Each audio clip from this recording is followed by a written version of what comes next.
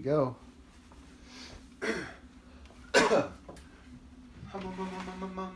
Sibilance. And we're live. What's up, everybody? I'm here with Amy Rzepka. Hey, Sean. Good to be here. It's awesome. So you were the first non-coach Old City person that we hired. What was that all about? First layman. What were we thinking? Yeah, it was pretty great. I wormed my way in by, I feel like, asking a ton of questions about Old City and our mission and preparing you for life. Like, what about this? What about that? What are we doing about this? So you were a CrossFit member, obviously, and still are. Yeah. So you connected. It sounds like you connected with the mission pretty strong. Yeah, preparing you for life, and I love how what we do spans all ages and all abilities. That's pretty cool. So what did you see in that, as just as a regular old member, that you really what'd you see there? So I joined the gym after I had my second daughter. So she was like 3.5 months old, and it was time to get back into things and regain my own personal fitness. Yeah.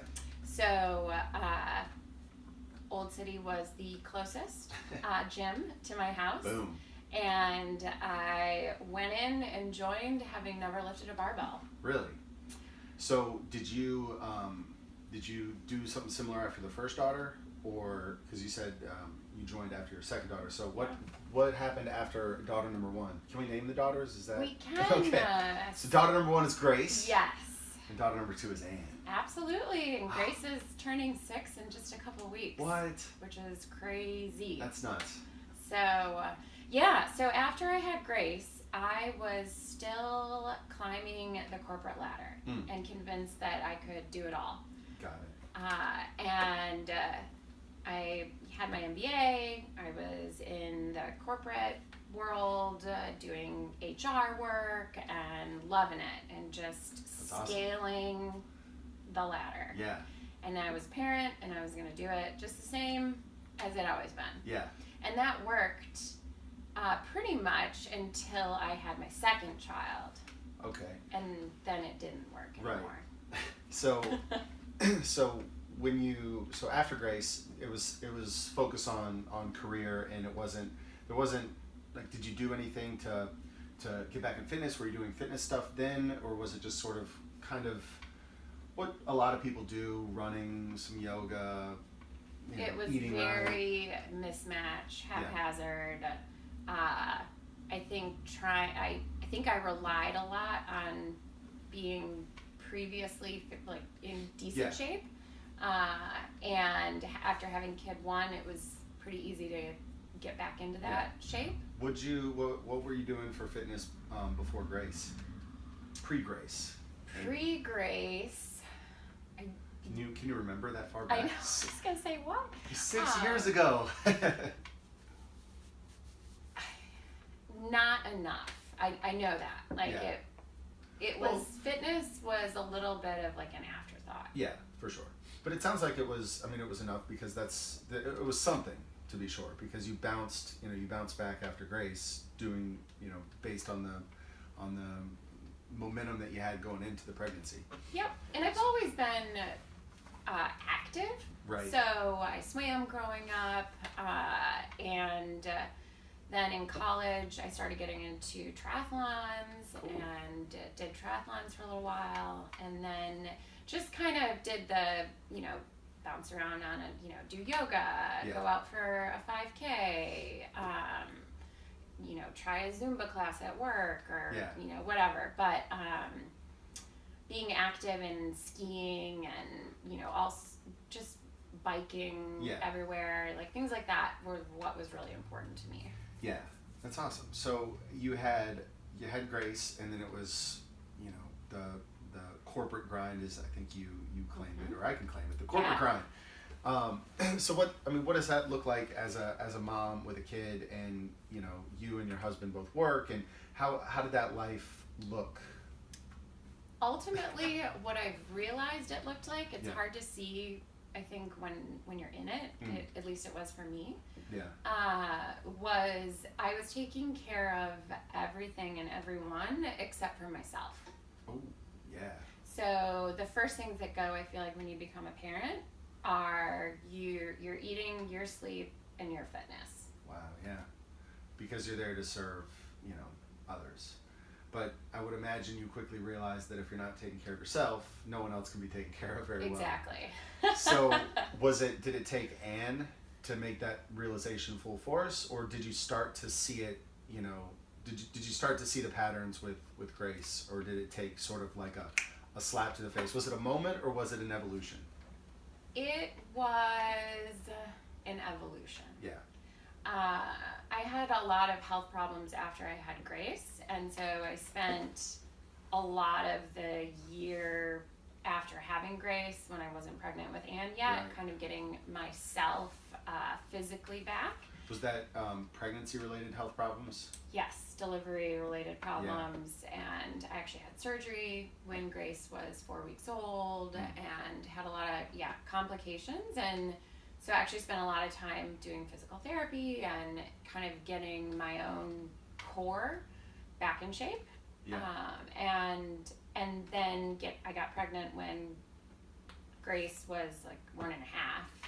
So I think it didn't really hit me until I was very pregnant with Anne, feeling like my body had continuously for 27 months been going through just a lot of turbulation. Yeah.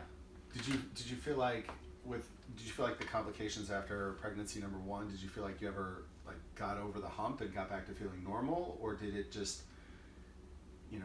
obviously I've never been pregnant. So well, we did just come off the pelvic floor workshop, and I was really it was really interesting when Claire, the physical therapist who runs Rose Physical Therapy, when she said that the woman's body should go back to pre-pregnancy normalcy. I'm sure there are some things that that are forever changed, but she made it seem like you should bounce back. That was really interesting to me, because I don't think I'd ever heard someone say that. That is a bold statement. Yeah. I saw a lot of the women in the room look at her like, what the? Eyebrows raised. But I think it's a good statement, because I think just as a society in general, it's finally just getting okay to talk about the pelvic floor, and what is pelvic floor health, and so to say something like, you can 100% get back to where you were, I think catches a lot of people. Yeah. For me, it's one of those things where it's like, well, I may not ever actually get there, but knowing that it's possible makes me want to really try. And I think, you see it in the gym with knee pain or back pain, and it's just like, well, I'm getting older. I guess that's life in my 30s, right. Or, whatever. I'm 40 now, so this is supposed to happen. And so I think the idea of what's supposed to happen and what is happening is kind of two different things. What's supposed to happen is you don't have knee pain in your 30s, right? What's supposed to happen is you should be able to bounce back from a pregnancy, assuming crazy complications, because I don't know, I can't even imagine what happens, but what actually happens, people just kind of live with, and they don't realize what's possible. So you had Grace, and you had some complications there, and then you never, in hindsight, did you realize it at the time that you weren't fully bounced back or fully recovered? Yeah. Okay. And so then you just went ahead and got pregnant again. Yeah. Whatevs. Let's just get this done and That's over awesome. with. And then let's just recover when it's. Let's just do it. Exactly. Was the second pregnancy more difficult because of the complications of the first pregnancy? Health-wise, not more difficult. Yeah. I think everything, pelvic floor-wise and abs-wise, and because everything didn't bounce back to 100%, I had more continence issues when I was pregnant with Anne that I didn't have with Grace. Right. But it was also less stressful because I'd been through it once, and I kind of, so overall, it kind of balanced out. Like I was less stressed because I knew that I could do this, and I was going to be okay. Right. But then there were some of those lingering second pregnancy issues that were a drag. Yeah. But again, you just get through it. Yeah. Yeah. And what did your approach to the pregnancy change from Grace to Ann? Did you like change the way that you worked out or the way that you ate, or like did you do anything on round 2 as kind of a lesson learned from round 1? Or no, probably totally the opposite. Really? I think I ate more carbs and more donuts being pregnant with Ann the second time around. Yeah. And I think a lot of that has to do with I didn't have good stress management outlets at place in my life. So this is pre-CrossFit. Right. And this is me continuing to try to do it all and be super mom. So during your second pregnancy, you were still super mom in it. Yeah. Not that you're not super mom in it now. Well, it's a different way, exactly, and in a better way now. So going back to you mentioned, you sort of mentioned that carbs and donuts and all this stuff is, you sort of implied that's a negative thing. Did you? I'm not necessarily sure that's the case. I mean, is that just the food that you wanted and that's just what you ate? You were more free and you weren't trying to think about food as much, or like how did? Good question. I think that. Well, I did not really work out when I was pregnant with either girl. Yeah. And I think that's because at the time I was kind of off the triathlon thing and just like a regular gym goer. Yeah. And was it more? Was that more of a factor of being super mom and just schedule, or was it just at that point in your life it just wasn't something that was something you did? And why? Both. I wasn't prioritizing it, and it didn't seem easy. Yeah. To get. And I would imagine that when you're pregnant, that's not the time to start a New Year's resolution, right? Like, that's not the time to go Whole30. And yeah, pretty much. I think like doctors say, you can keep doing whatever you've been doing, right? Because your body's used to that. But I hadn't been doing anything, so yeah, there I was. Yeah, and I don't think there's anything wrong with that. Like where this conversation is leading to is you finding CrossFit and all these things. I don't necessarily think like shame on you, Amy. No, not at all. And I think it's one of those things where when you look back, like, you're just, especially as a mom, working full time with a 1.5-year-old, with a husband, who's also working full time and super busy, you're just in survival mode. Yeah.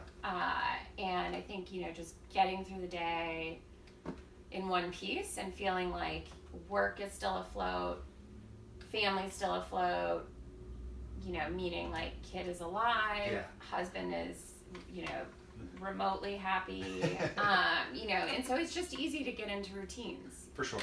And family aside, I think the routine of a family pushes you into more routine, but you get into routines in life, like I remember I would coach until late, like the first few years that the gym was open, I would coach until I was late. I would come home, I'd have a beer or two or 6. And then before you know it, it's like come home, have a 6-pack as your routine, or come home, bottle of wine as your routine. And then it takes a few months, maybe weeks, days. It takes a few days of that to realize like, holy cow, this is, how did I get to this point? Yep. Now my dinner is a bag of chips, a can of salsa, and a 6-pack, and I'm doing this every night.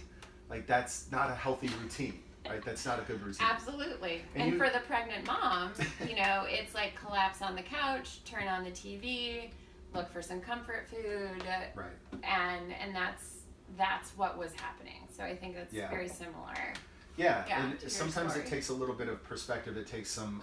Jocko Willink talks about detachment. Like he's a Navy SEAL warfighter, and he just talks about this idea that when the battle is happening, sometimes all you need to do is take one step back, and you can see the whole battle. And you're not just looking down the barrel of your gun, but you're seeing everything that's happening, and then the answer becomes immediately obvious. And I was not good at doing that. Yeah. That was not happening. I think no one is good at doing that. Like I think we all just live the life like day to day, and then we look back and we're like, what the hell was I thinking? Hindsight, man. Exactly. Right. Which is probably a great transition for me in my story to like, well, how did I change? Like what, I'm different today in terms of like my fitness and my routines and my health overall. Right. And it's like, how did I emerge from that like barrel of the shotgun? Yeah. Yeah. So what was the first, so you sort of mentioned that after Anne, it was a slow realization probably during the pregnancy and then certainly after the pregnancy when things get more real. Right. That you realized that you were taking care of everyone else and not taking care of yourself. So what was the thing that you did when you made that realization? Like when you connected all the dots, was there a definitive action, or was it like you eased into it and you eased out of it, or did you ease into it, realize it, and then just pull the ripcord? As exciting as it sounds to pull the ripcord, it was a slow, brutal journey, probably. Yeah. And I think for me as a parent, it's really been about figuring out for myself what is going to make me content For sure. in my life. Sure. And I have worked really hard to adjust like what I think that aspiration should be, or what success looks like. Yeah. So for me, after having Anne, I think a lot of it was that I just said, well, I can't parent less. Right. So that needs to maintain. And what I can do is I need to not hit it as hard at work. Yeah. So because it's just, what I'm doing is I'm giving up myself at that point, to the corporation. Right. So I actually started leaving a little bit earlier, and that was when I would hit like the 4:30 class at the gym, and I fit in that time for myself. Yeah. Before the end of the workday when I became a parent again. Yeah. So you would do the work thing. You just made a conscious decision to prioritize your health and yourself over a career. Yeah, I mean, any job, any corporation is going to continually push you to perform more and produce more.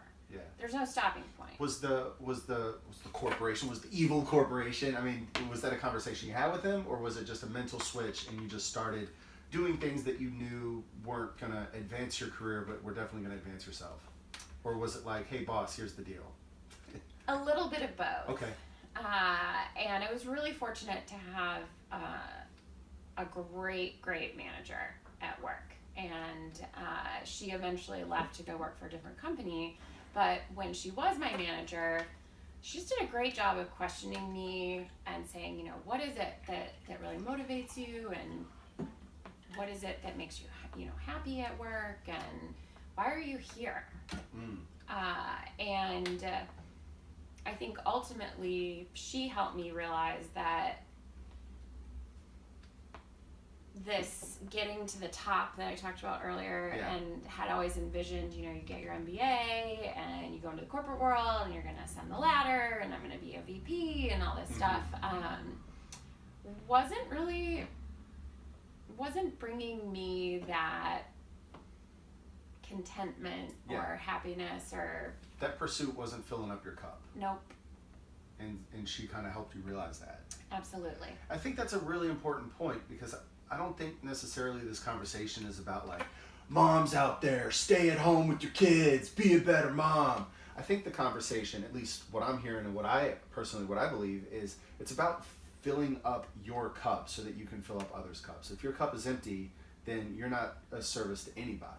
And so figuring out what it is that you want so that you can be a better mom, be a better wife, be a better person in the community, even if you don't have a family. Like I went through not this exact same struggle, like single Sean with all his problems, not single Joanna, not single, no not kids. anymore.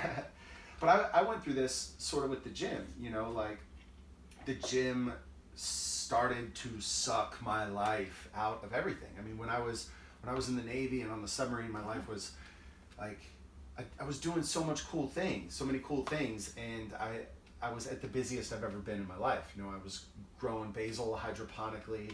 I was brewing beer. I was cooking through every Good Eats episode. Renaissance man. That's what I'm talking about. And it's crazy. And I look back at who I was then, and I'm envious of that kid, because not only was I working harder than I've ever worked, but I was also like super interesting and kind of cool.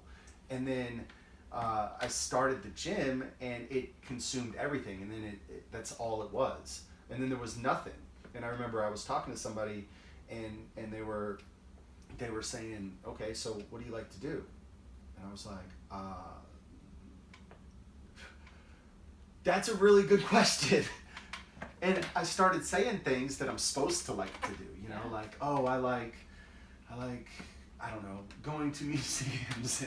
But really, those are just more chores, you know, or I like, you know, I do like playing golf, but I was trying to play more golf because I thought I needed to. And then, like, she challenged me just to think deeper and think about what it is that actually fills up your cup and what actually makes you happy, and how it's super important to carve out time for yourself, because if you don't, then eventually you're going to run out of gas. And when you run out of gas, everything falls apart. Everything. Your relationships, your gym, your life, like everything falls apart. And so I joined a Brazilian Jiu-Jitsu gym, which was really cool. And, you know, I was like, I can't join another gym. I own a gym. That's not, you know, whatever. Yeah. But then I started thinking, like, no, I need to do something that's with my body, that's removed from CrossFit, so that I can, you know, fill up my own cup or whatever. And I wanted to do something that I would be a total newbie at. And I was like, oh, I could get back into swimming. Maybe I should do triathlons. But then the thought of climbing back into fitness, like the thought of going back, like climbing the same ladders that I've already climbed, was so reprehensible to me. I couldn't even imagine it. Then you're not going to be successful doing that. Exactly. Yeah. So I wanted to be a total newbie, and I signed up for a year. I just went all in, and now I've been doing it for a few months, and it's incredible. And I wake up, I get excited, I go in the mornings, I come home, you know, and I've found my productivity goes through the roof. My focus in the gym is astronomical. My relationships are better. Like everything about me is better when I'm focused on myself a little bit. And I think for a lot of people, you're lucky that you have realized this now. Right. I think for a lot of us, we don't necessarily realize that until we're much further down the road in terms of parenting, and you know, that's all stuff that I didn't come to see or understand until after I had 2 kids. Right. So yeah, you're ahead of the game here. I don't know. I don't know if I'm ahead of the game. I don't feel like I'm ahead of any game. No, but it's great. I think, and that's the thing, is the busier you get, and just like work is always there's always more work to do. Right. And there's always, you know, more parenting to be done. And if you don't take that time to say to yourself, like, what is it? Am I, you know, what is filling my cup? Right. For me, I think I needed to find something that was mission driven. Really? So, when you found CrossFit, you started CrossFit when you were still doing the 9 to 4:30. Yeah, exactly. And then you started working out, and then what was the catalyst for, like, why CrossFit, why Old City CrossFit? You said you were looking for something that was mission driven. So is that like in your personal life, or is that one of the reasons why you started working with us? Like, walk me through that process. I think it all interrelates. Old City, from the moment I walked, I was petrified. Yeah. Petrified. And as much as I felt like I stuck out like a sore thumb, it really was a very welcoming environment. What were you afraid of? Like, what was causing the petrification? I was convinced that everyone would know I was a fraud. Yeah. At the gym. Did you feel like a fraud? I didn't know how to lift a barbell. So that made you feel like a fraud? Yeah. Really? Interesting. So I But think, you weren't pretending like you knew how to lift a barbell. no, not at all. That would have made you a fraud. That's a totally fair point. But yeah, no, I mean, I spent the next 2 years learning how to do a squat properly. Yeah. And it was kind of to your point with like the Brazilian jiu-jitsu. How do you say that? Jiu-jitsu. Okay. Yeah. I'll leave it with you. Which is awesome. For me, that was my CrossFit. Right. Entirely new. 100%. And Which CrossFit, is great. CrossFit was that same thing to me when I found it. You know, like exactly the same thing. It was like I couldn't eat enough. I couldn't consume enough. I couldn't watch enough videos. Like that's, like, it was everything. It was life. So when you started it was the thing that was filling your cup. It was something for me. Yeah. And I was, you know, sore and tired, and I think even remembering, you know, what it is to be physically tired as an adult who sits most of the day. I mean, that is such a great feeling. Yeah. To finish your day and realize that you are physically tired. As opposed to, I would imagine, the emotional drain of, you know, working, family, kiddos, pregnancies. You're It's just a whole different kind of tired. Yeah. I can only imagine. So it was the right thing for me, I think, at the right time. Yeah. And it allowed me to focus on my own personal health in a way that I hadn't for several years. And what was the biggest thing that you realized through starting to focus on yourself? What did you realize the biggest thing was missing? You know, like, was it, did you start to notice, you know, nutrition? Was it just this concept of, oh, I need to work my body to get stronger because I'm sedentary a lot of the day? Was it some sort of mindfulness component? Like, what about it was there?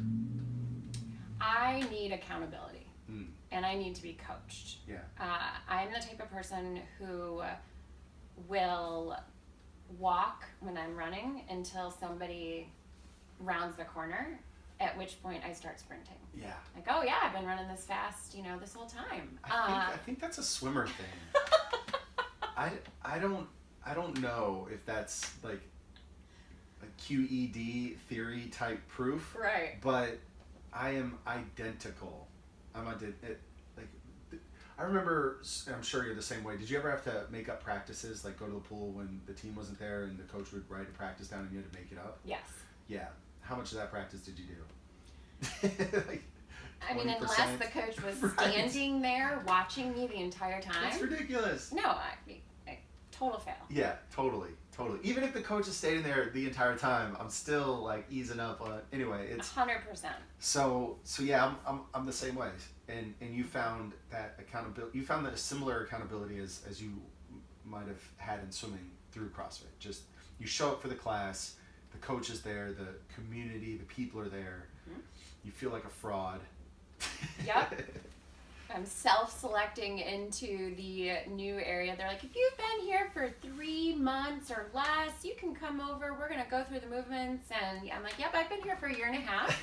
I'm still coming to the 3 month or less, you know. But for me, again, it was that learning, learning technique and proper function, everything. It was a whole new language. Yeah. And it was fun. And it was something different. And it was just for me. That's awesome. When I was there. Chance to be selfish. Yeah, which was awesome. And I think that, you know, just over time, I started to realize that, you know, and I think too, like, this is going to sound really funny, but as a parent, like, I don't like babies. Mm-hmm. They're not my favorite. Yeah. Babies need constant nurturing and love. Yeah. And personally, I was like, you know what? Anybody can kind of provide that. Yeah. But as my children have gotten older, they really need parenting. And that is different than nurturing. Interesting. And that is where I really felt a pull of, this is my responsibility. This is where I come in. No one else other than my amazing husband, Justin, can do this part of the equation of raising kids. And it just became very important that for us personally, with my husband having a very busy career as well, just that somebody needed to be more flexible and present for the kids. Yeah. Nurturing versus parenting. I never thought about that. What age ballpark does that light switch? Or at least did it switch for your kids? It's between 3 and 4. Yeah. So is the difference just like that's when disciplining starts, and that's when, like teaching them morality or whatever? It's totally like the values, the decision making, the right decision is not always the easiest decision. It's like you're passing on your knowledge to your kids and you're instilling values in them. And that was something I wanted to be doing. Yeah. And have some control over. Yeah.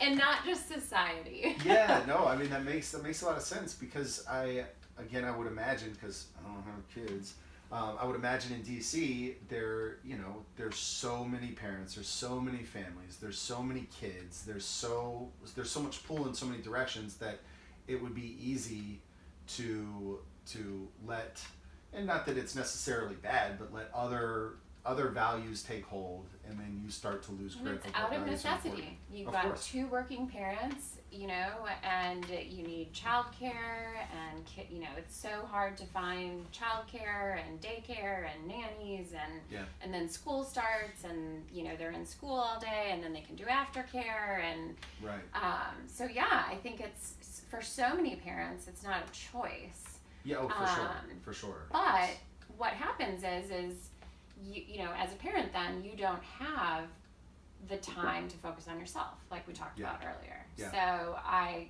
got selfish with CrossFit and the gym and taking care of myself. Sure. And then realized, I also need to take care of these kids. Yeah. And so when you made the decision to start to be more focused on yourself, so when you made that decision to be selfish for an hour a day, which is let's not, selfish is, it's the right word, but it carries a negative connotation. It's amazing the amount of guilt as a mom really you can feel from that. Yeah, so let's call it, let's change the word, because selfish is too negative. It's too harsh. It's empowering yourself. Mm-hmm. Self-empowerment hour. Yeah. So when you started giving yourself a self-empowerment hour, I like that. Yeah. What did you, I guess, so the first realization is that you weren't taking care of yourself. So then you started to take care of yourself. So you started leaving work a little early. You started doing CrossFit.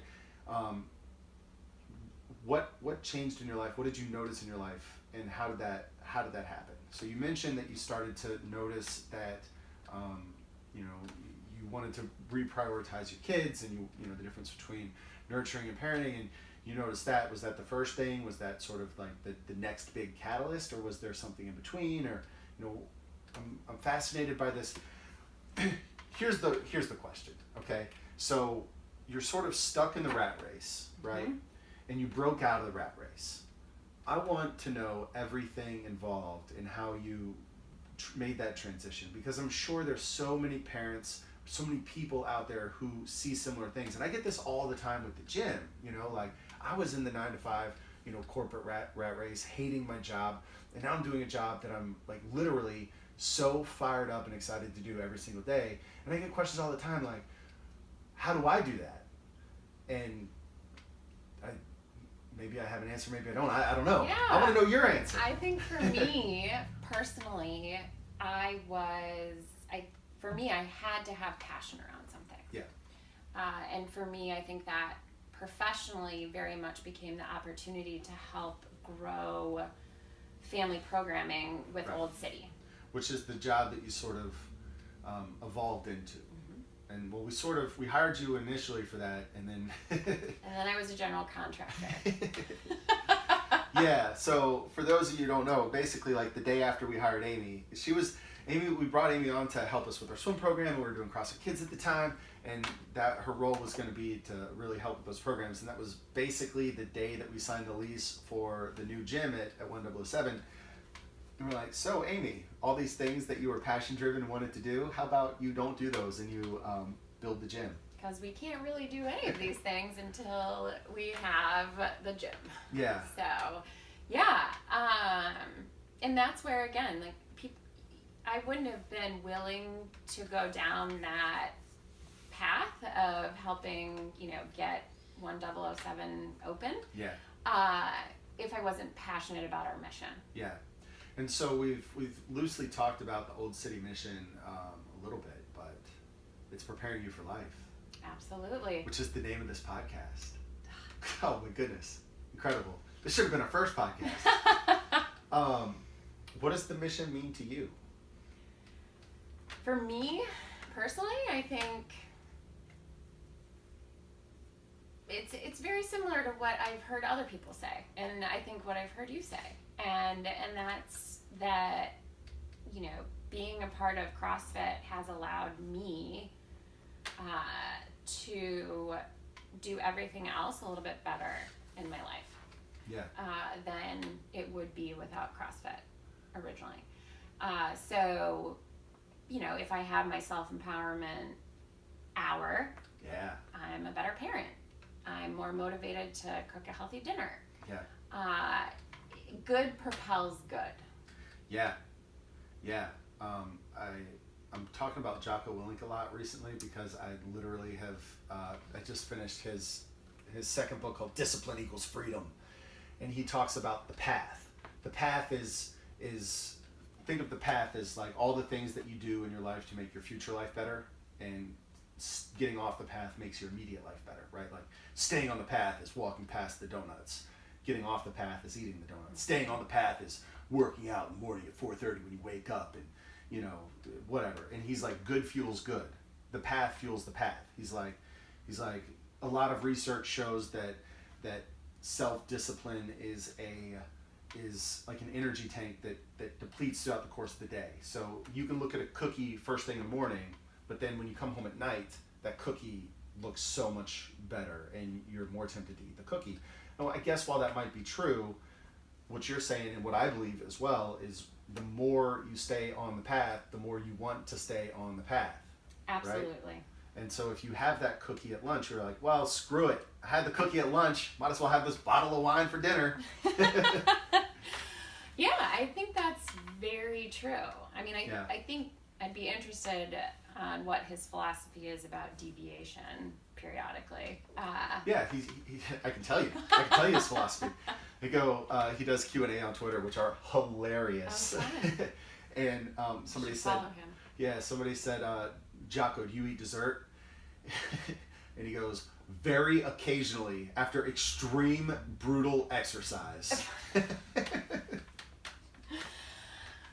I don't know if I personally agree with that. Yeah, and a lot of his philosophy is, I don't know, I'm sure it's true and genuine, and Yeah. he's also developed this character. Yes. He's kind of like this funny, like his Instagram is literally a picture of him at 4:30 every morning when he wakes up, and he's like, there was one picture at like 4:38, and the caption was late start.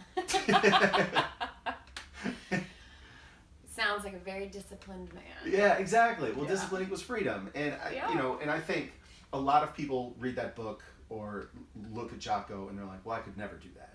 I kind of feel that way. Of course, yeah, but and I'm the exact same way. But it's what I take out of it is, could I be 1/10 better? Yes. Could I be 1/5 better than I am now? Can I be better? Can I be more disciplined than I am now? Yep. Absolutely. And that was kind of my motivation or one of the components of my motivation for joining the jiu-jitsu gym. I was like, well, the only class I could really make it to is 7 a.m. It means I'm gonna have to wake up at 6:15. But then it was like, well, good, right? Good. Like, be disciplined. Wake up at, like, force yourself to wake up. It's not like the first time in my life I've ever had to wake up early. I just got super lazy. And then I started thinking about how the more struggle there is in the day, not struggle, like, I don't know, like waking up early. Good. Let's do this. Let's work out. Good. Let's do this. Let's let's eat healthy, good. And it's each time I see an obstacle, it makes me more excited to do that obstacle because I see that challenge as another opportunity to improve myself. Where before the concept of discipline equal freedom, it was happiness equals happiness. And so, hey, there's cake in the fridge, let's have that for breakfast. Right. And then how good do you feel about that afterwards? Exactly. You feel like garbage. How do we start talking about that? That could very quickly go to the opioid crisis and addiction. Well, yeah. I mean, I've been playing around with intermittent fasting and just trying to be a healthier person. I try to take cold showers in the morning and just try to do things that are uncomfortable for the sake of being uncomfortable. Because if you can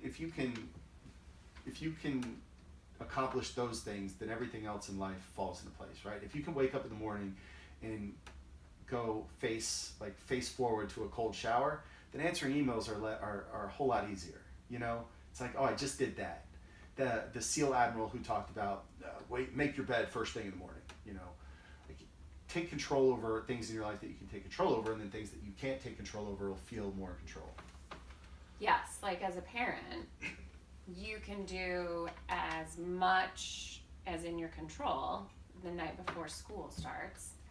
And then when Grace doesn't want to put on her shoes. Yeah, I mean, lay the clothes out, get the shoes, get the backpacks, make sure you emptied out the folders, look at the weather so you have all the right gear out. Yeah. But yeah, then the human element comes in. So yeah, it's great. I think as a parent, I have actually relinquished a lot of control. Was that pre self-empowerment hour post or as the transition? That is all over the transition of becoming a parent. Yeah. Well, I think that's a really good. It's a really good lesson.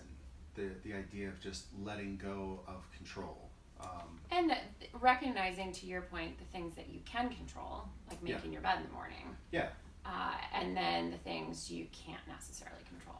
I did a podcast with Katie, our yoga coach and CrossFit coach, and wonderful human. She's amazing. She's great. The whole conversation was about meditation, and not the whole conversation, but the idea of like noticing and taking control of what you can control, and not letting future things affect your current state. You know, so if you're in a traffic jam, there's no sense in being upset about the traffic jam because that's the new reality, right? You can't control the traffic jam. What can you control? You can control your actions because of the traffic jam. Yeah. And let's say that you're, late on a flight or whatever. There's no sense in sitting there and like clenching and worrying and wondering about your connection. Like, you're going to get to the connection when you can get to the connection. What can you control? You can control how fast you run when that gate opens. So start doing some breathing, get some oxygen in your system, start doing some stretching, get ready to sprint, that sort of thing. And then start getting excited about the opportunity to act when it's time to act. Absolutely. And so much of that is, I don't know, I react really positively to that because I couldn't agree more. Yeah. So becoming a parent was a lesson in, or one of the things that you learned when Grace came around is the idea that, control what you can control and let go what you can't, otherwise you're going to drive yourself crazy. And I worked on it with Grace. Yeah. And then having my second child, Anne, forced it, like to actually manifest itself all the way. There was no more control. No, not at all. None. But it's been wonderful. I think as a recovering perfectionist and high achiever and things like that, again, everything we've talked about today, it just kind of came back to like what fills my cup. Yeah. And reevaluating what I think fills my cup. Yeah. So that journey, I personally don't think I would have ever gone on if I didn't become a parent to two kids. Yeah. So yeah, I mean, the second kid totally put me over the edge. Yeah. And made me think about just like everything we've been talking about. Like, what was that catalyst for, pulling the ripcord from, what I had always thought was going to be my path to success of the corporate ladder. Yeah. And I would imagine that you spend your whole life preparing, for for corporate. You go to school, you do this, and you get your MBA, and all of this focus is on career because, sure. And it's what you're told. It's what society tells you fills your cup. Yeah. Yeah. And sometimes it doesn't. Yeah. And I think there's different cups, like to say the gym doesn't fill my cup is crazy. But if all I'm doing is focused on the gym, then I get drained and I just run out. And then it's, then I start hating the fact that I have to go and coach a class, and I start resenting putting on, the coaches get up, and like, I start to develop an animosity towards it. But when my life is more in balance, when it's not all 100% gym, when my life is in balance, and I get excited, I get so amped up, and I show up to class, and you can tell a difference, right? Like I guarantee you, there's members of the gym who be like, man, Sean's on fire right now, and then on the other end of the spectrum, like, man, looks tired. Off day. Off day, right? Yeah. And I'm sure you have those days as a parent. I'm sure everyone has those days as a human. And I think the self-empowerment hour, the concept of filling up your cup, is about making more days like that, like turning on more days, like having those, that energy, that passion, that, not making it something that you stumble across, but making something that you intentionally culture. Yeah, and so, I think too, when you ask that question of like, what was it? Everyone is like, I want to get out of the corporate grind, and we talked about how, for me, it was the mission. And then I think, too, is just really questioning everything. Yeah. In, do we need to be spending all this money on this? Like, does the paycheck, what is it that matters? What do we need? And is it, again, like what society is telling us? Right. Like more, bigger, bigger house. Yeah. Nicer, newer car, all that stuff. Yep. And for me personally, that's not what makes me happy. Yeah. And that is, so I was sort of talking about a lot of people asking me like what it takes to take the leap. And it's a significant reprioritization. Money is not, literally, money is not everything. You need enough, because when you don't have enough, life sucks. But at some point you have enough, and that point is probably a lot lower than a lot of people think. I mean, I probably gave myself a 50% pay cut from when I got out of the government to when I started the gym, and it didn't really change my life that much. I went from drinking, Dogfish Head to PBR, which is kind of good. And it's that idea I started thinking about, like when Aaron and I were looking at opening the gym. One of the things I started thinking about was the worst case scenario. Like, how could this go terribly awry?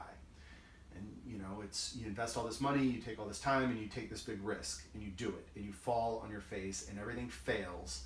I was like, well, a year later, I'm back in a job I hate with a little less money. And to me, it's the difference between, let's say I lose all my money when I'm 50. All right, I can still earn some of it back, and it would be the difference in like retiring and eating Ruth Chris every night, or retiring and eating Outback every night. You're still eating steaks. Does it really matter where they come from? Yeah, I mean, Ruth Chris is really good. Yeah. If you want to take me out, I'll go. But I'm not taking you there. And I think reprioritizing the importance of money and figuring out where you sit on that, because for me, the quality of life with less money is significant, right? I have friends who come into town and it's like a Wednesday afternoon. I can just go hang out with them, right? And I don't have to request time off and do all these things. I can just go. Yeah. And I would imagine the flexibility of being kind of off the grind, so to speak, as a parent is pretty extreme as well. It's huge. I used to hate snow days. How awful does that sound? I don't think that sounds awful, honestly. I mean, I hated snow days because it was the most stressful day. Yeah. It was, all of a sudden both kids are home. There's no daycare, there's no nanny coming. And, with my job, at least in the corporate world, they're like, okay, great. Everything continues as planned. Yeah, work at home. that doesn't sound terrible. I mean, that's a reasonable thing. Like now you have to be mom and you still have to be employee, and that's hard. And that's super hard. Instead it's like, no, like it's a snow day. Right. Let's go outside. Let's go in the snow. Like, let's go have some fun. Exactly. And it's that flexibility that I have now. Like, yeah, I can still get my work done, and I might have a call, but it's not all day, back to back. Yeah. So I can be excited about snow days now with my kids. That's and awesome. We can have pancakes for breakfast. And instead of, me needing to be super stressed out about how I'm going to be a mom and a parent and a professional and just throw the TV on all day for my kids. That wasn't, I don't know. I'm glad I like snow days again. Yeah. No, I mean, that's awesome. That's awesome. And I think, there's only so many hours in a day, right? You can only be so much. I don't care if you're the most productive, like, rock star human on the planet. There's only so much you can do. I'm sure you were able to balance as many things as you could balance when you were, corporate mom, wife, all the things that you were when you were working, the corporate job. But still, some things are falling short. Maybe it's your relationships. Maybe it's the parenting a little bit. Maybe it's the work a little bit. I mean, you can only balance so many plates. And the control piece. Oh yeah. Anytime one of those plates slips or falls, somebody has a fever, you need a doctor's appointment. Right. Oh, it's another, DC public schools, it averages out to a 4-day school week during the year. Like all of these things, as soon as something goes awry, the nanny's sick, her car broke down. I mean, there's an infinite number of things. Well, because your life doesn't have the flexibility, exactly. Right? When you're firing on all cylinders, you need all cylinders, so right? So stressful. Yeah. Yeah, I think the slow life is where we all need to go. And I think too, we live in an area of the country where people are highly educated and people work super hard, and society today in general is super fast paced. And I feel really fortunate that for my family, I've been able to slow things down. That's good. A little bit. Yeah. And I think it's really important for stress and for, everything. There's a comedian, Owen Benjamin, who has a bit about how the Amish weren't all wrong. They were just wrong in when they decided to be Amish. Exactly. It's like I like electricity. A few more years. That's right. I like electricity. I like my car. And he's like, you know what? But the idea of needing to recognize when technology takes over and when technology becomes bad is a good idea. And he's like, I'm not going to be 1850 Amish. I'm going to be a 2012 Amish. He's like, the iPhone 5 is perfect. That's all I need. I don't need the iPhone 10. I need the iPhone 5. That's it. So I'm going to be a 2012 Amish. And then he starts going on about all the great things that, that's basically where technology hit its peak, and it was all downhill from there. And it's the apex. It's hilarious. But I think that idea super resonates with me because it's so easy to just be on your phone and, your wife comes home and you're in the middle of a game and it's like, oh, I've got to finish this game. My wife will be there tomorrow. And then you get in it and then, you watch TV and then you realize like 3 months later you haven't had a conversation. Not that that's me, but I could imagine a scenario where that would happen. And when you slow things down, you see more things. You start to enjoy the snow days. I think that's super important. How have you slowed things down in your life? Is it just making that leap and giving yourself a self-empowerment hour, or have you done like more intentional things? So this year, one of the things that I'm really focusing on is prioritization. Yeah. Of what I'm doing and when. Yeah. I would prefer to live my life just kind of flitting about to whatever bright, shiny object I see. However, considering all the hats I wear and all the different things that not only, do I have to do them, but I want to do them. Yeah. So being more deliberate about what I do and when I do it is something that I'm really focusing on. does being more deliberate for you mean like saying no to more things and like absolutely, and protecting your time and protecting the priorities? Absolutely. Yeah. And I think that gets back to, when I was talking about the corporate world or the business, any bit, there's always more that it's going to try to suck out of you. There's always, whether you're working for a nonprofit or whether you're volunteering at school or whether you work for a Fortune 100 company, people are always going to be trying to get more out of you. And learning how to say no is important. It is, and that is a work in progress for myself. How do you know when to say no, or where are you currently at in your progress of learning to say no? Like, is it based on your priorities? Is it based on, just what you feel like that day? Like, how do you know when a no's a no and when's a yes a yes? I think that if I focus on my important buckets or cups to keep with the theme here. Don't switch analogies. You're going to make people crazy. It's a bucket now? I got to fill up a bucket? Yeah. Oh my God. For me, it's, wife, parent, professional, volunteer, friend. Yeah. And this is part of the, recovering perfectionist. Like it's amazing how it all ties together. Yeah. Part of saying no is letting people down. Or I perceive it as letting people down. Right. Like, I don't want people to not like me. Right. I like to be liked. For sure. I think everybody likes to be liked. But it sounds like you've realized that that's a projection you put on them, not necessarily the reality. 100%. Yeah. A similar concept changed my life, right? Someone introduced me to the idea that I am responsible for my feelings. You cannot make me feel anything. I choose to feel what I feel. Yeah. And that's not on you. Like, you can be mean to me and I can feel offended. That's okay. Yeah. But I choose to feel offended. Yeah, I mean, that's the same thing as the traffic jam. Right. You're choosing how you react to something. And that literally changed my mind. Yeah. Like, my life, my mind, it changed everything. It put me on a different course. Because then it was like all these times that I would get mad at something, I'd be like, wait a minute, why am I choosing to be mad? Let me choose not to be mad. Oh, well, I'm not mad about that. Yeah, why choose to be mad? Or if I am mad and I realize, like, no, this is something to be mad about.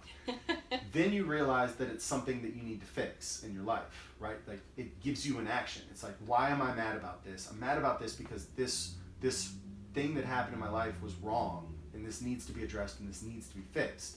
I don't just sit down and start throwing plates on the ground because I'm mad. No, I need to take action and fix it. And so if I'm mad about the way I was treated, then I need to communicate with that person that the way that they communicated with me isn't inappropriate and it needs to be better. Or, delete a friendship, or, like whatever needs to happen, it's an action. Yeah. It's not, just sitting on my couch and pouting. Not that, that's wrong. It's just not, if that's what you're choosing. And pout for a little bit and then take action.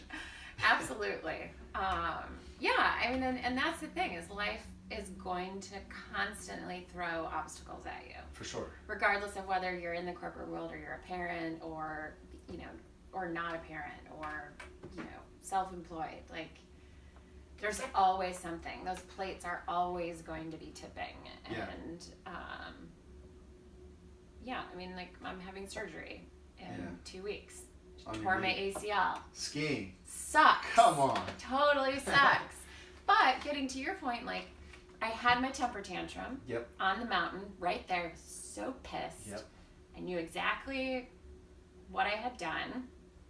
And then I grieved. Yep. I cried for like 90 minutes straight. Good. And then I was like, okay, let's figure this out. That's over. We're going. Let's figure out what's wrong. What's the plan? How am I going to recover? And, it's just, again, like, I'm determining how I'm approaching this, plate drop. Yep. Back to Jocko. Jocko has this concept of good. Anything that happens, good. He hurt himself training. He does jiu-jitsu, part of the inspiration for why I do jiu-jitsu now. But he's amazing. And so he hurt his shoulder, and he posted on his Instagram a picture of a shoulder brace, and he's like, good. Needed more time to read anyway. And it's like that's such a powerful perspective. It's like no matter what happens in your life, it's good because there's an opportunity there. Yeah. And like being a Christian, I sort of see that as like God's plan. Like if God puts obstacles in my way, then I need to find the opportunity around them, because I wasn't seeing those things that needed to happen without the obstacle. So God was like, well, here's an obstacle, go over here because here's where I need you to go. That sort of thing. And so regardless of how you look at it, I think it's important that when obstacles come in your road, if you get angry at the obstacle, then you're blind to the solution, right? If you're playing a video game and you can't get through a level, well, you're not looking at all the options. And so I think part of this whole conversation is thinking about, all right, well, this is the challenge of my life. Let me slow down and let me see all of the options to get out of this. And even if it's not an option that is the 4.0 solution, if it's an improvement, when I was in the Navy, I was a submariner, and part of the job as a submariner is to drive and steer the ship and keep the ship safe. And so you're presented with all these problems. There's a ship coming at you and you got to turn or whatever. There's scenarios where you're moving towards danger. And the captain would always say, don't delay moving the ship towards a good direction to find the perfect direction, right? If I'm headed straight towards a ship, I don't want to spend 20 minutes putting the ship in a more and more dangerous situation, thinking about the perfect course, the perfect solution that's going to, solve all the problems. No, just start turning the ship in the right direction, in a safer direction. Start moving towards good, and then refine what good is. Yeah. And so helm, right rudder, like just go right. Left is bad, go right, and let me figure this out. And I think that's a lot like life, or how we should approach life. This isn't working, right? This career, mom, wife, friend, this is not working. So let's take one step that's going to improve this. Sounds like that step was, let's take an hour out of my day and focus on me. And then once that step happened, then there was another step, and then another step, and another step, and you're constantly moving more and more towards like a happy life. And if I had never taken that time to take a deep breath, focus on myself, I wouldn't be at a place where I'd ever asked myself the right questions. Yeah. So I think, kind of to your point, like, it's not exciting in that it was the catalyst that, like... That's right. One day I woke up. I slammed my binder down. I'm never coming back. I do have one moment, though. Yes. Actually. So when I was cutting out of work a little bit early. Yeah. And not putting as much emphasis on my FaceTime in the office. Yeah. When, it's 4:30 p.m. and the VPs all are out of their meetings and they all come back to their cubes and, where's Amy? Well, it's 4:45. I'm not there because I'm about to hit the 5 o'clock CrossFit class. What? So, it did get to a point where a VP let me know that, people are noticing that you're not around at 4:45. And it ultimately became a FaceTime thing. Yeah. And a perceived fairness thing. And, it didn't matter that I'm hitting it out of the park, getting the deliverables done, achieving, beyond expectation. Right. But that, for me, that day, when I had that conversation with that VP, that's when you knew. I was like, I'm done. Yeah. I'm done, because I can't live my life this way.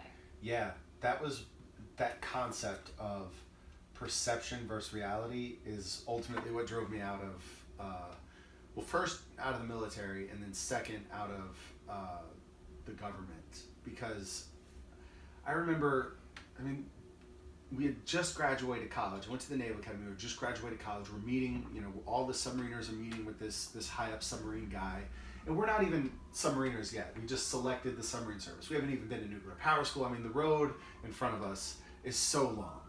And these kids start talking to this captain. They're like, all right, so at what point in my career do I need to get my master's degree so that I'm, most eligible for promotion? Or like, when do I need to do my joint tour?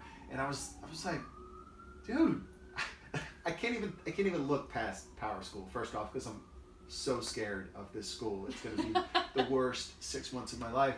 I can't even look past that. But I don't want to live my career thinking about like, oh, what boxes do I need to check? I want to live my career thinking, how can I best do the job that I've been given? And I want to be judged on that. And it turns out, kind of in hindsight, that was more my perception of the Navy than the reality of the Navy. I have a really good friend who I was on the boat with, this guy Thomas Dastry, who he was prior enlisted, and so he's going to hit 20 years. He's going to hit retirement long before a lot of us would because of his prior enlistment. And a factor of that, perhaps, or maybe just a factor of his personality, but he was just like, no, I'm gonna do everything my way, and like, judgment be damned. Like, this is the way that I'm going to operate because I think that this is right, and if you don't see the greatness in it, then fire me. And he was one of the best JOs that I worked with, and then he went on to become an engineer, and he was a super successful engineer, and then he became part of the team that goes and inspects the engineers of all the other boats in the Navy. And then, I mean, he's just on a career path that's going to lead him to captain and beyond if he chooses to stick with it. But it's all because he did it his way. And it's really interesting to me how in some scenarios that really works, but in other scenarios... That's exactly where my head is going. Because maybe that works in the Navy, and maybe that works just in the submarine community because it's so small and because your reputation can be built. Or maybe it works because he had enough, just insight about himself or political awareness or savvy. Because if you're going to do what you want, when you want, the way you want to do it, you're either going to be very successful or you are very quickly going to fail out. Yeah, and it's and what's it's the risky. difference? Well, from his perspective, he was okay with either, and I think that's the first step. It's like, if you start a business, you sure as hell better be ready to fail, because if you're not totally okay with walking back into the office where you just pieced out of 6 months before, head in hands, going, yeah, I failed. If you're not okay with that, then don't take the risk, right? If you're not prepared for the work, if you're gambling with $500 and that's your rent money, don't gamble, right? Or gamble. Yeah, no. So I don't know. It's a really interesting dynamic, and I know for me that I felt like in the government there was zero chance of me being successful in that environment and being happy. And I just knew that, like, I wasn't about doing the FaceTime thing. I wasn't about doing the perception game. I wasn't about playing politics.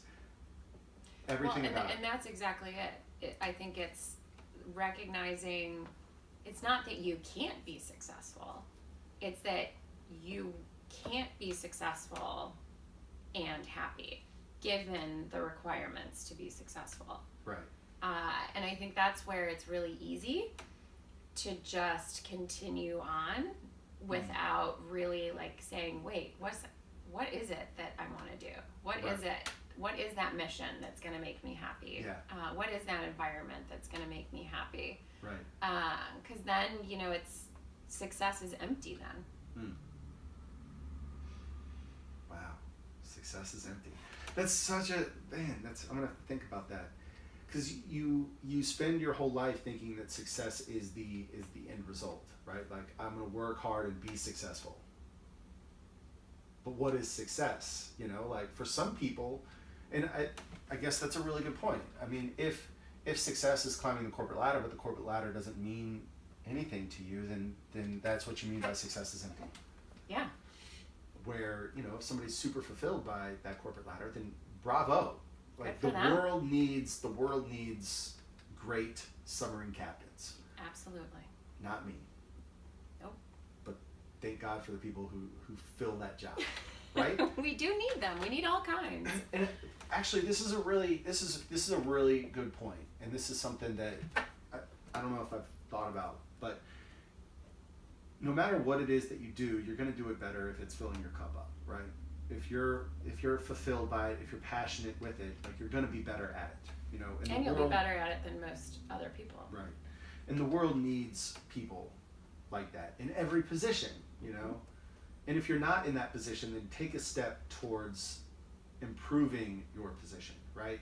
If you're, you know, if you work in a fast food restaurant flipping burgers, well, do the work required to become a manager. You may not want to be a manager. But being a manager is going to give you more flexibility than being a burger flipper. Or take steps to get out of the burger chain, you know? Go to school, like, you know, like start taking watercolor classes and become a painter. I don't know. But move yourself towards more fulfillment and figure out a way to make it work. I feel like we're going to like motivate a lot of people to quit their jobs. And then their lives are going to be ruined. I don't know. No. I don't know if you can quit your job and ruin your life. Yeah. Yeah. I mean, I'm sure you can. So I think you can quit your job, and if you have thought about what's important to you, and you've thought about what, you know, fills your cup, and there's a lot of opportunities out there. Right. So what are you doing now to fill your cup? Is it the same stuff as 2 years ago when you took that leap for the self-empowerment hour, or did the self-empowerment hour expand to other cup filling opportunities? That's a great question.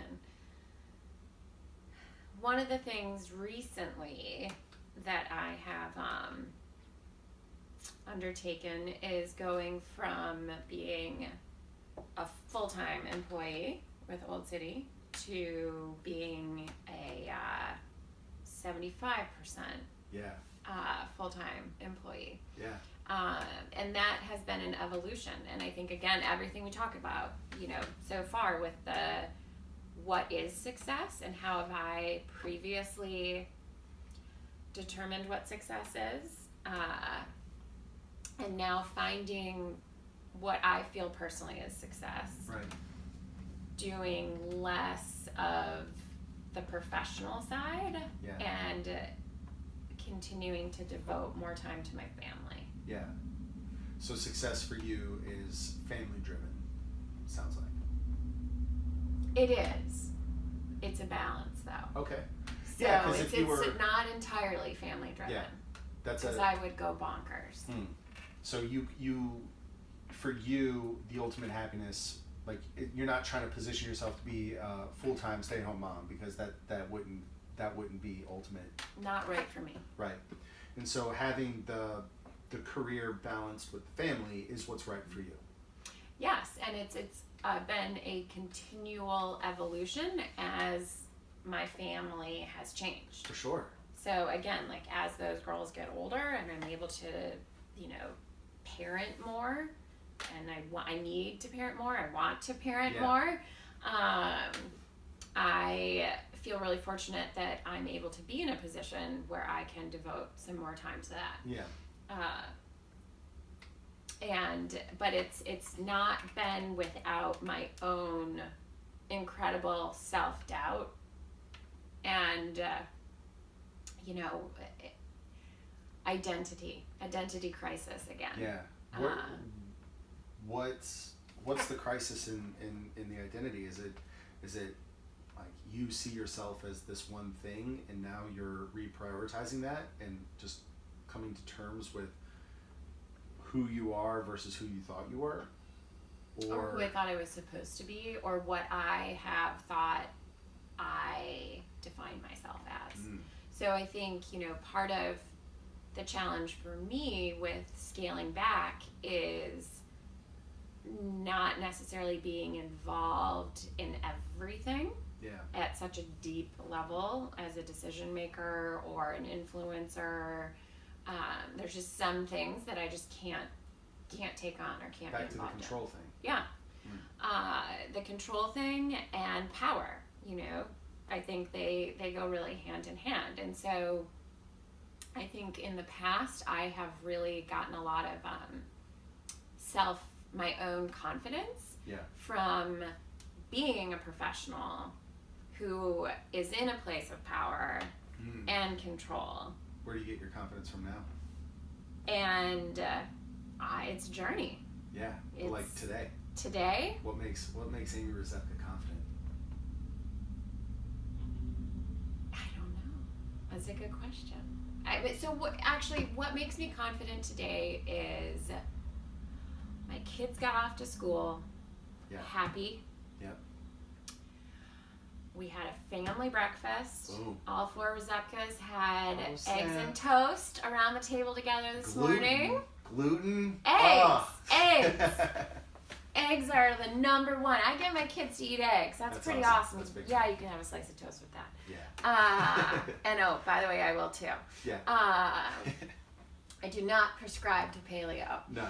But I prescribe to a balance. Breakfast, for sure. You know, everything in moderation, including moderation. Absolutely. I know Jocko would totally shudder at that. But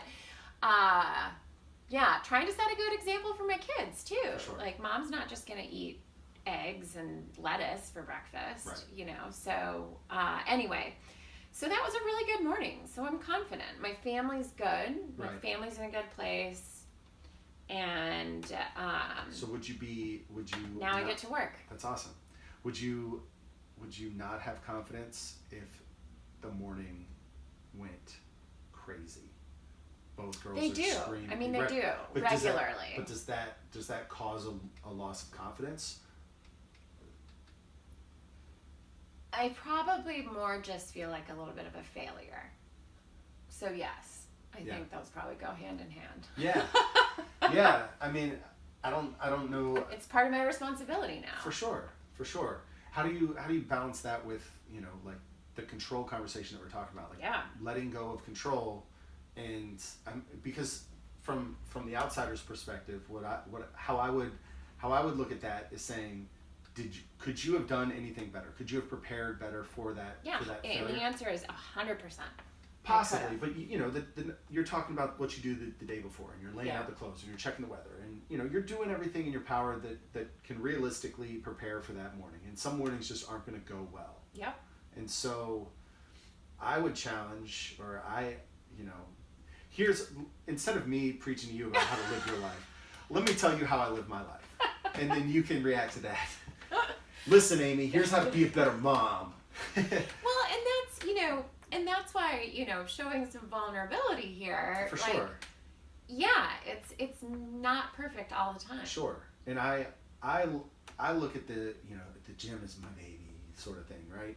And could I be better almost every day? 100%. But I can't take my confidence I can't allow my happiness and my confidence to be determined by the latest Yelp review, because I'm all over the place. I lived like that for 2 years, and that's the control piece. Exactly.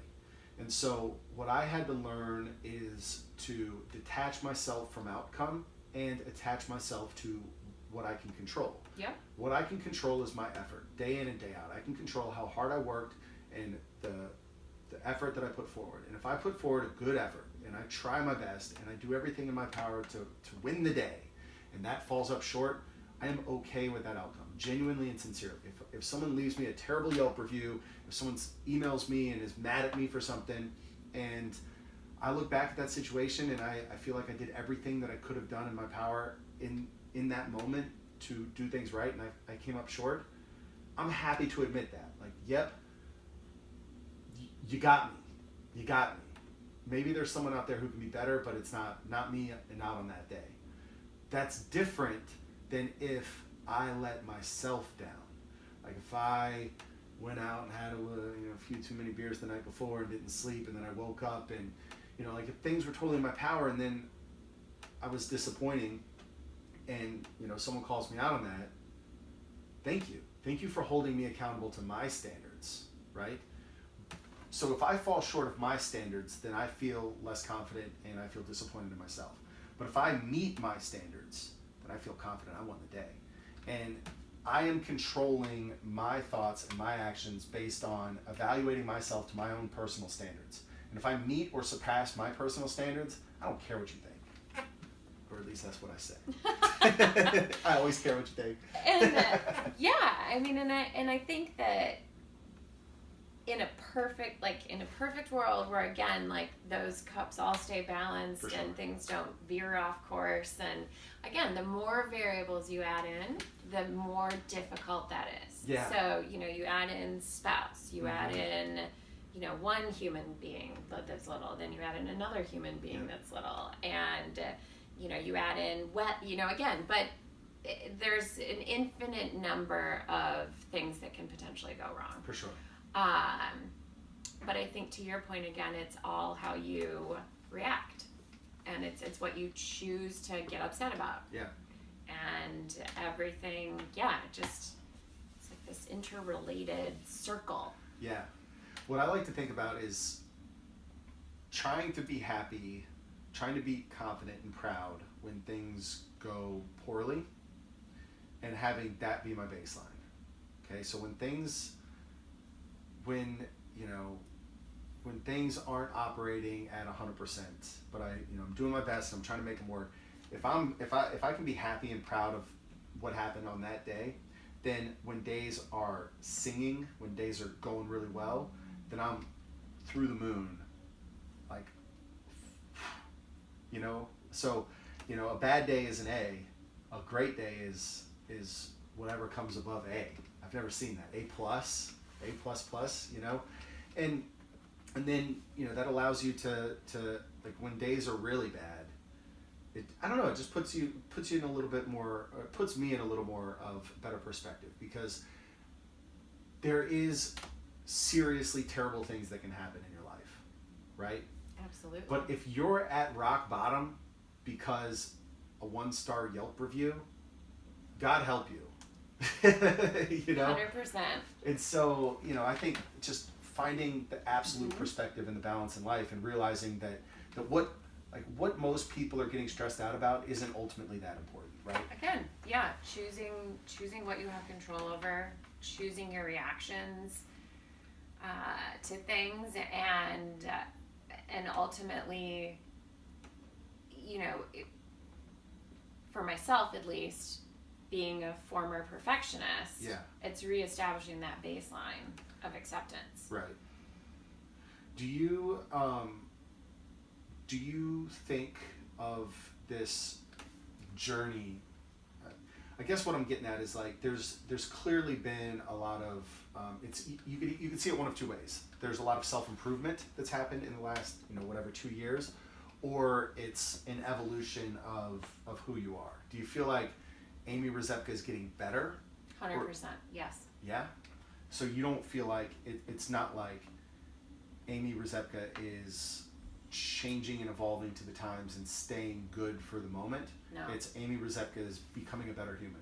I am a better human being. I'm a better friend. I'm a better person than I was 15 years ago. You take this Amy and you drop her into 15. You take your brain, put it in 15 years ago Amy's brain, and that Amy is going to be better served. Absolutely. I think that's life, right? Like learning and growing. It is a continuous journey. What in your opinion has been the catalyst for that improvement?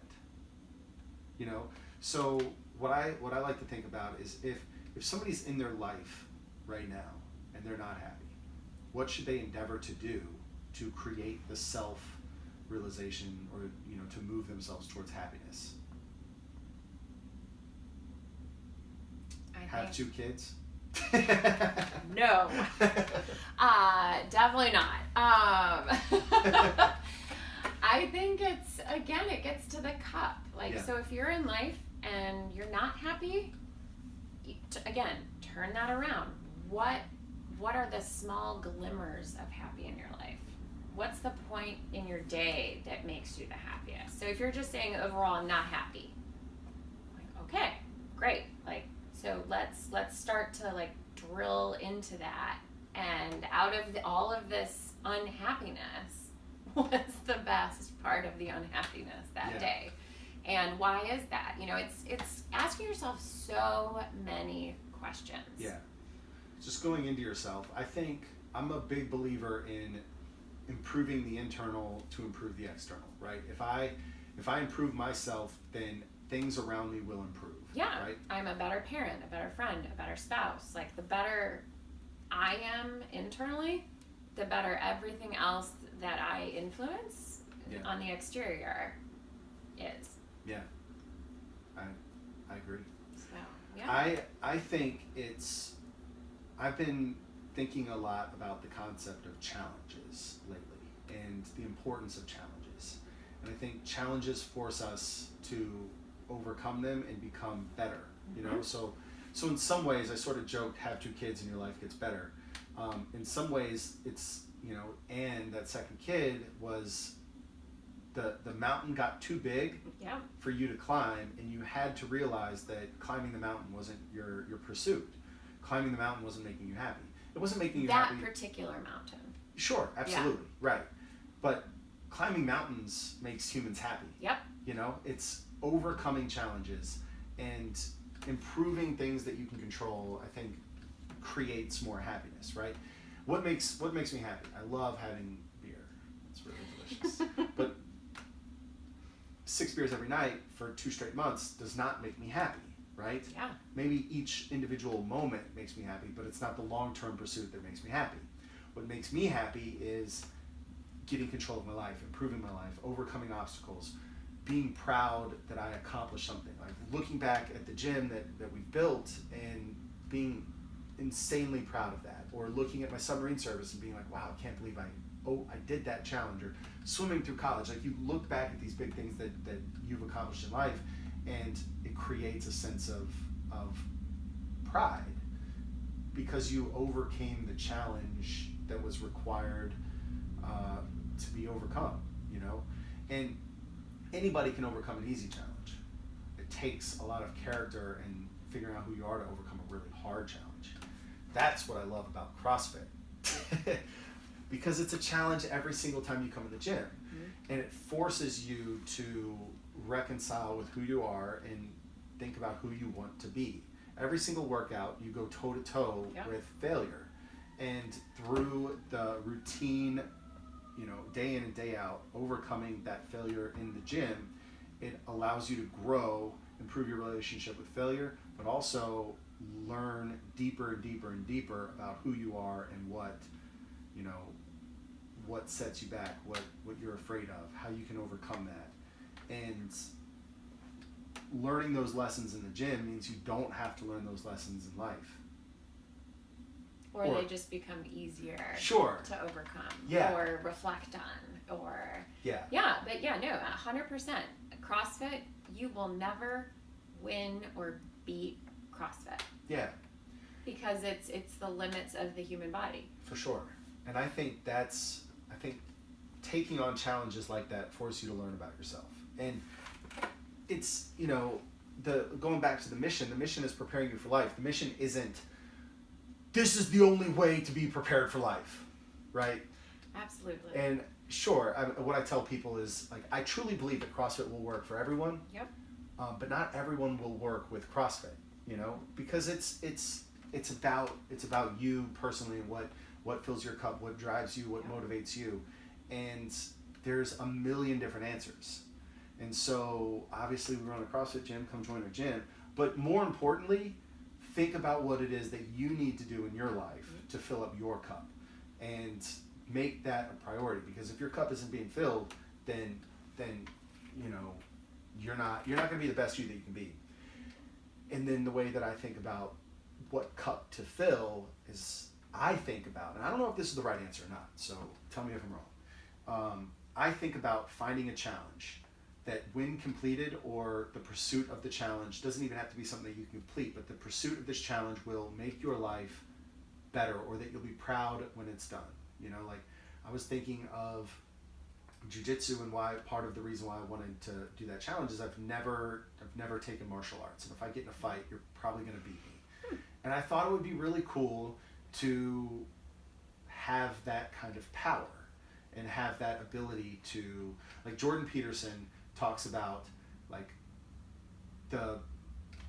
he was talking about the meek shall inherit the earth, like that line from the Bible. Yes. And he was thinking about that a lot, and he was like, well, the meek shall inherit the earth. That doesn't make any sense. I don't think people should be weak, right?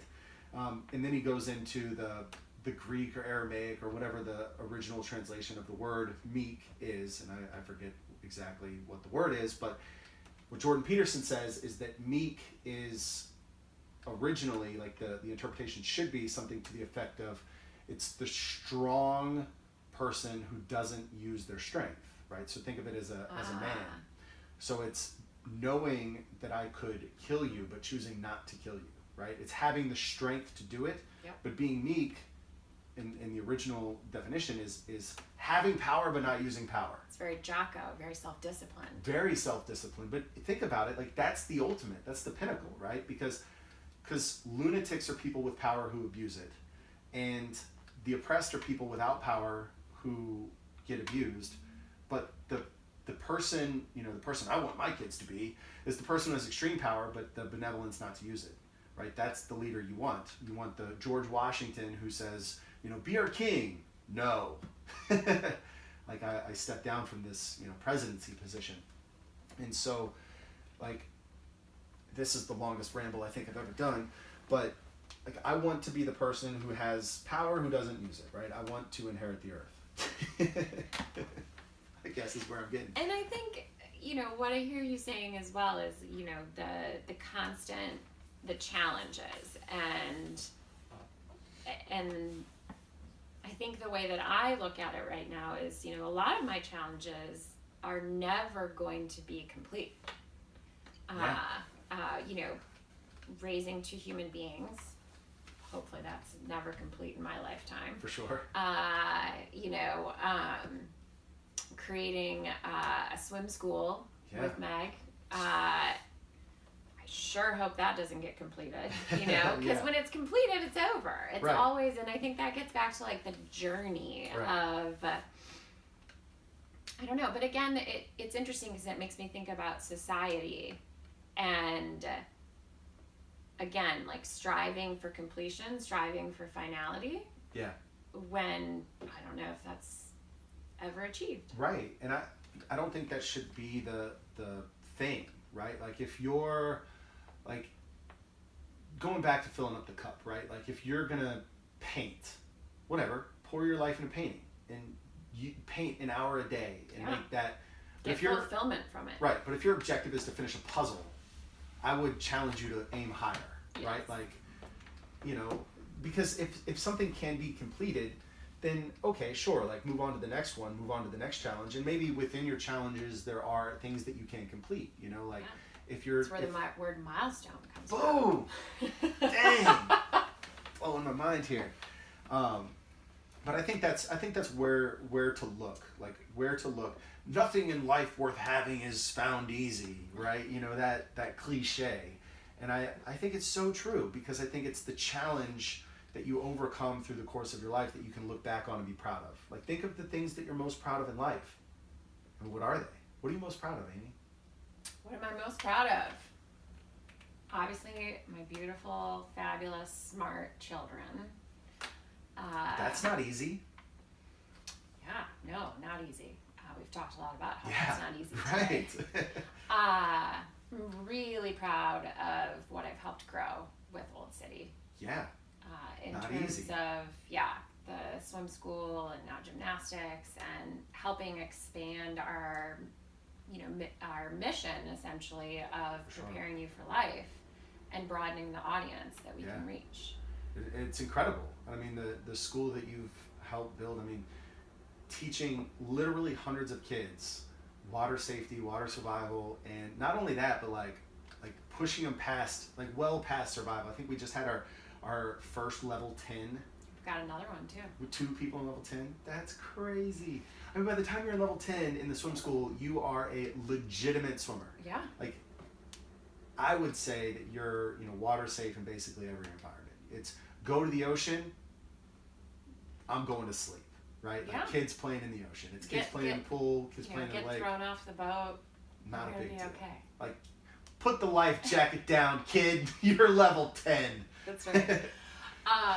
Yeah, and you know, I'm also proud. Tomorrow will be 15 years that Justin and I have known each other. What? That is a long time. That's awesome. So I'm also really proud of our journey together. Yeah. And we've, you know, been growing up together. Yeah. You know, it's not always easy, but how cool that we have 15 years now. For sure. So I'm really proud of that. That's awesome. And all of the things that you're proud of are really challenging things to overcome. And that will never be over. For sure. You hear that, Justin? You're stuck. Totally. Yeah, no, I think that's... Well, and that's part of why it works, too. I Right. mean, not to get onto the topic of marriage, you know, that's a whole other podcast series. Maybe it is, maybe it isn't. Maybe we'll dive right now. You know, yeah, there is no out. Yeah, for me, you know, not 15 years. I've been married a little over a year, so I basically got this thing. I haven't been married 15 years. Well, yeah, you've known, you know, yeah. but still. Yeah. The relationship, 15 years. You know, I've been married for over a year, and I've basically got it figured out. You know, I know everything. Yep. But for me, it is like I've never been happier, and it sounds counterintuitive to a lot of people who think that being single and, you know, enjoying the freedoms that become like, no, that to me that's empty. That's empty happiness, because you're not like, for me, committing to something allows the opportunity for true happiness to grow. And, you know, like when I was joining this jiu-jitsu gym, they were like, well, do you want to do this month-to-month thing, or do you just want to like pay for a year in full? And I was like, obviously I'm going to pay for a year in full. I'm going to commit to this thing because the day-to-day struggle, the month-to-month struggle can be real, but what I'm after is something that can only be achieved after years of practice. And that's the same thing with marriage. Like, the only way that I can truly connect with Juliana is to make a commitment that this is a forever thing, and that this isn't a, well, what's the wind blowing like tomorrow thing. Until it doesn't feel good thing. Right. And I think that's the amazing thing, or I would imagine that's the amazing thing with kids, is like, well, you're stuck with these little rascals. Totally. And, you know, I sort of mentioned a Christian perspective earlier, but this blew my mind a little bit. I was talking to my friend Arpad about there's a passage in the Bible that sort of aligns your priorities. He goes, basically, like, your priorities in life should be God, spouse, children. And I was kind of struggling with that because, you know, I was doing this preparing for marriage thing, and I was like, you know, trying to reconcile this, and I was like, but, you know, like, I would imagine I would love my kids unconditionally, and I would imagine that there's things that, you know, Juliana can do to, you know, that makes me love her a little less, but like, you're always going to love your kids. And so, you know, Arpad wisely was like, yeah, that's the anchor, right? You know how much you love your kids, and there's nothing that your kids can do that are going to make you love them less, or, you know, I can imagine. And that just means you love your wife more than that, right? And that just means that you love your God more than that. And so it's having an anchor that sort of establishes a priority that makes you, I don't know, just makes you realize the order of things. And if your and Justin's relationship is falling apart, well, then how the hell are you going to be a good mom? You know? Absolutely. And if if yourself is falling apart, right? How are you going to be a good spouse? Yeah. You know, and I think that all goes back, you know, and relates to, you know, the Christian example as well with God. And yeah, I mean, everything centers, everything follows, you know, it's all aligned. Yeah.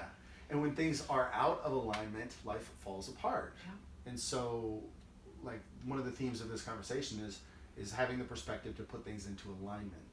And it's not, like, you're not putting them into what you perceive societal alignment to be, or what Justin's alignment is, or what Grace's alignment is. It's your alignment. Mm-hmm. And your alignment is different than everyone else's alignment in the world. Yeah. And I think one of the dangers of having a conversation like this is people listening and them going, well, fuck is she talking about?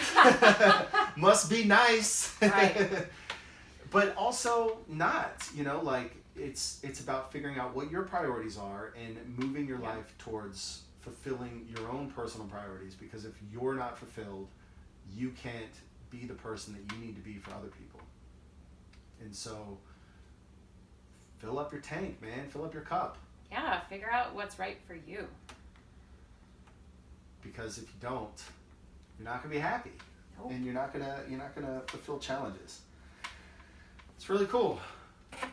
This was a great conversation. Yeah. Thanks, Sean. Sweet. Is this it? Is it over? Are we done? I feel pretty fulfilled. Me too. This is awesome. Well, seriously, thanks so much, Amy. I really appreciate you sharing everything, and I appreciate anyone who listened. And this has been Me really too. great. Thanks for having me. All right. For Amy, this is Sean, and we're out.